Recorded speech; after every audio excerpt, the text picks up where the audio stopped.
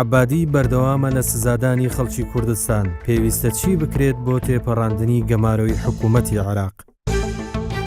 یا باش ئەوە کو عەبادی نەمینیت ڕاستی هیچی تو بێت نەوەک عەبادی بیت ئەوش چکوێت بەری عەبادیژی تقریبا ئەوانژی بوومە چ نەکرد بەس عەبادی یەکجار یعنی و هیچ پێوە دیار نییە کو ئەودەی باش بیت گەمە هەر دەست هەڵاتێکە هاتە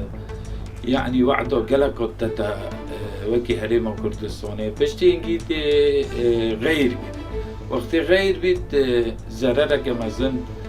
يعني خود گەینیت پاشی ملەتێ کورد و ملەتێ کورد وەکینۆ کە ئەم بینین يعني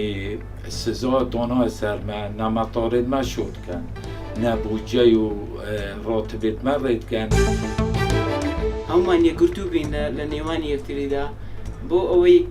بەرەو ئایندێکی باشتر بڕۆین و بەرەو یەکڕێزی بڕۆین چونکە ئەو دۆخە ئێستا هەر زۆر خراپەکە بەسەر میلەتی کووردە هاتووە بە تایبەتی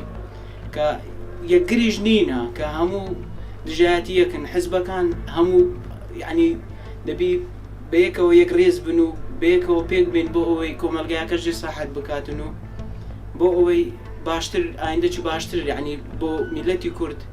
بچەسپێن. وڵی بەڕای منەوە باشترین دانوستاندنە لە بێنەوەن بەغدا و هەرێم بکرێتن و کە هەموو شتێکان چارەسەریە بکرێتن چارەسەرەکەش چۆن دەکرێتن کە هەموو خەڵکی